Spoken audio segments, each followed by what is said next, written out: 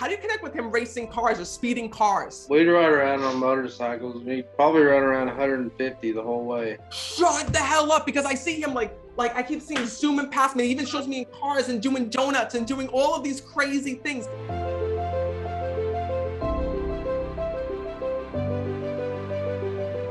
Well, first of all, I got to tell you, there's a couple souls that are here that's stepping forward on the other side. Right away, I have a grandmother with you that's here that's stepping forward in spirit. But also, there's a soul, there's this young male that's here that passed tragically here in the physical world when I'm connecting. And right away, he's coming through and saying, "Nah, I have to apologize. I have to say that I'm sorry. I'm sorry." It's one of my brothers.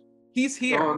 And first of all, I got to tell you, I am so happy that you were here and part of this event, because your brother has been trying to reach you in the worst way. And first of all, he tells me, "Matt, this isn't just a message for him. This is a message to my family."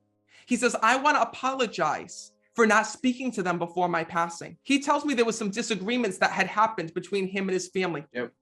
And he said to me, "Matt, please let them know," he says, "that I'm taking full responsibility for this. And I'm telling you this for one reason. Your brother is telling me that he was a very different person here in this world. He never took responsibility for things when he was here."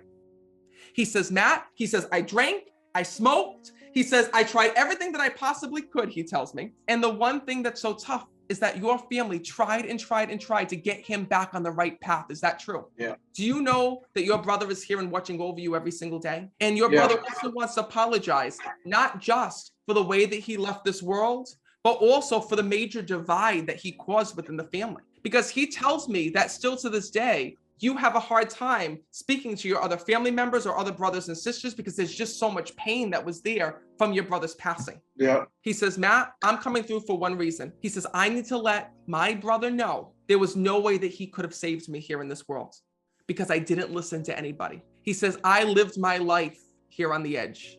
And you know what's crazy? When I'm connecting with him, they'll start to show me different flashbacks of their life, right? And the way that they lived life here in this world. And when I'm connected with your brother, he shows me speeding. How do you connect with him racing cars or speeding cars? We'd ride around on motorcycles. We'd probably run around 150 the whole way. Shut the hell up, because I see him like I keep seeing zooming past me. He even shows me in cars and doing donuts and doing all of these crazy things. And then he shows me he's smoking the silly smoke on the other side. And he's showing me him like fishbowl in the car. I'm like, what the hell did you do in life? He goes, "Matt, here in this world," he says, "I was a thrill seeker. That's who I was." The one thing that your brother's saying is that he was so much fun back when he was younger. But he tells me that as he got older, the choices and decisions that he made, his life became less and less fun and more dangerous. Yeah. Because he also shows me getting into trouble when I'm connecting with him. And I just saw the symbol of handcuffs. So when I see that, that means that he either was arrested or there was time where he had went to jail. Is that true? Yeah. Do you know your brother said this was a wake-up call, Matt? Yeah. He says, me going to prison and going to jail was a wake-up call for me to get my life back on track. It was a wake-up call to show me it's either you can go this way or you can go that way, meaning that you can take the road that's going to lead you to a more fulfilling life, to more fulfilling people, and get your life back on track. Or if you stay the way that you're going, this is what your life is going to be like. Your brother said to me, "Matt, I ignored all the warning signs." That's what he tells me. He says, and when he was done with prison, he tells me that he was angry and mad and more negative than ever. This is really hard because your brother's passing affected you in so many ways. And I know that you don't talk about it. I know that this is something that, you don't like to talk about, but you feel like you lost your brother even before he died.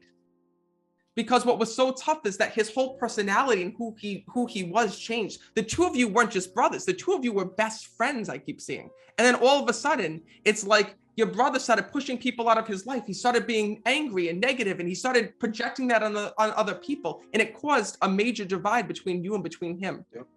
Your brother says, "I'm sorry." He tells me that he was on different substances and taking things that he shouldn't have been here in this world. Do you know about that? Yep. And do you know that that's the reason why your brother acted the way that he did? Mm-hmm. But do you know, he also says to me this, he says, "Matt, you need to tell my brother how proud I am of him.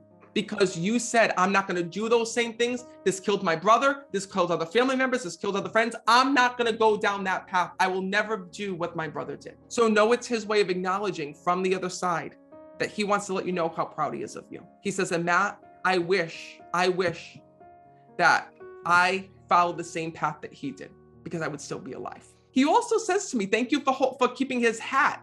Do you have his hat here in this world? I have one of them. He says to me, thank you for keeping that.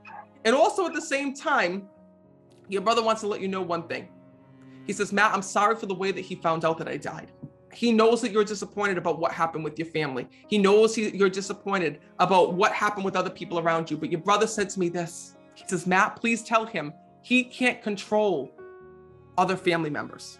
He can only control what happens in his life. And your brother says, don't listen to the noise. Don't listen to all the things that are happening around you. Instead, your brother wants you to be happy about this beautiful family that you're creating, because you're creating this new family that he's a part of within heaven. He says, and he does show me that other family members will be back in touch and fall into place. But stay on your path, he's saying to me.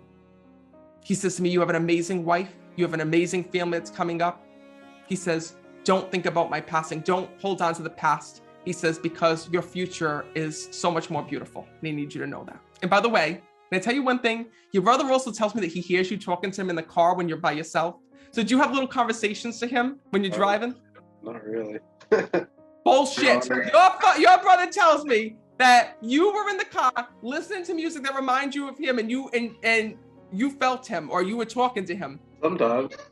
He tells me, know that that's your connection with him, because you might not feel your brother around you, or you may not have felt that your brother's here. Know that it's his way of acknowledging in spirit this. Your brother says, Matt, please let him know that I'm with him every day.